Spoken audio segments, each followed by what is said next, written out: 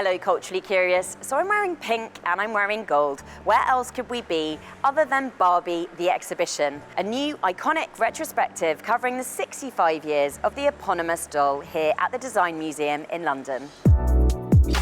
Presented in collaboration with Mattel, this exhibition showcases over 250 objects and highlights the influence of major designers and architects on Barbie's world, like Florence, Knoll and Gehry. How long have you been working to bring this exhibition here to London? Well, Barbie's been going 65 years, so you could say the gestation's been that long because there's never been an exhibition around Barbie through the lens of design.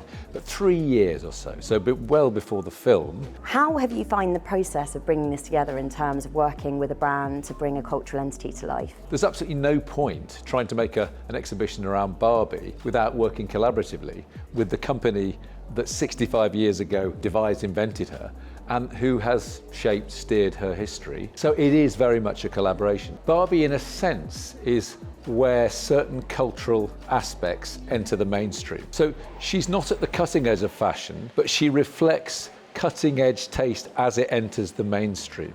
And Barbie herself, is a designed object. A phenomenally successful 65-year-old toy that has been designed, fabricated, manufactured. That story hasn't been told in a museum. But also, Barbie is the means through which many people, children and adults, explore fashion, interior design, taste, and so on. Play and toys, as Charles Eames said, are preludes to serious ideas. You can have serious play, but also there's nothing wrong in celebrating and exploring the notion of a designed toy for its own sake too. So I wanted us to take a walk through into the exhibition because we have here a really significant acquisition for the museum, which is actually the very first Barbie doll from 1959. Yeah. I mean, Ruth Handler launched this doll at the New York Toy Fair in 1959, and the journey in this exhibition literally starts from here into outer space. Apparently 3 out of 5 toy launches don't last 3 or 4 years. Yeah. And this is 65 years. We're in this incredible room, fittingly called The Icon. You've curated the entire exhibition, over 250 objects. So how do you go about researching a project like this? The obvious idea was to start with the really iconic Barbies, the ones that everybody recognises. Totally Hair Barbie from the early 90s was the best-selling Barbie of all time. Malibu Barbie from the 70s, the original Barbie, of course. And in looking at these kind of, I guess, key dolls, these exemplars of Barbie, and working backwards from there, and thinking, okay, well, why did the doll look this way? It's about the whole world of Barbie, the dream house, as you said, the cars, the furniture. It's always on trend, but it's beyond the doll. And what would you say is probably the most radical change from the original 1959 Barbie?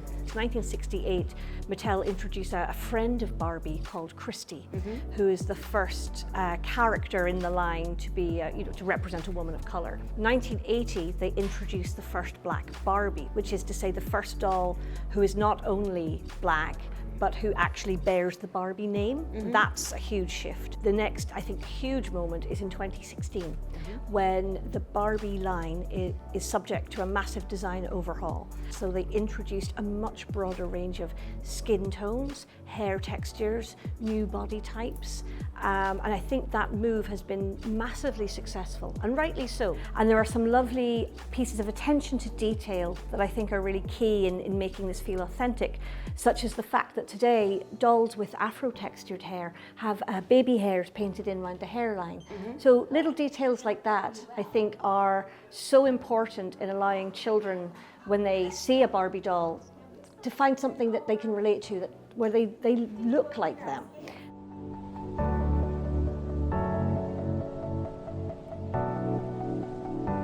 And also a very special doll, which is the Barbie tribute doll to the European Space Agency astronaut Samantha Cristoforetti.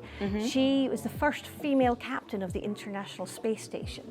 And this doll, in her likeness, she actually took up to the ISS with her. So this Barbie has literally been out of this world. So obviously in researching this show, I had access to the Mattel archives, and that was pivotal in understanding the thinking behind the introduction of Barbie. We have some wonderful archival footage from the late 50s showing the very first production run of Barbie. And I had a Barbie which is also in the exhibition called Perfume Pretty Barbie. She came with a little bottle of perfume, very of her time, and I have a lot of fond memories of playing with that doll back in the day. Oh, fantastic. Well, congratulations Thank you. on such a brilliant exhibition, and thank you for taking the time to talk to us today. Wonderful. Our curatorial team discovered that it recalls an early work by Frank Gehry, who designed a house which was never built for Ruth Handler, who was the creator of Barbie. Now, we're not over-stressing that, but it's interesting how Barbie's cultural referencing, it play into how Barbie's been, yeah. So, Tim, I don't feel we can close today without referencing Ken. You're looking a bit Ken-like. Is there a Ken that you associate with? That's the nicest thing anyone has ever said to me today.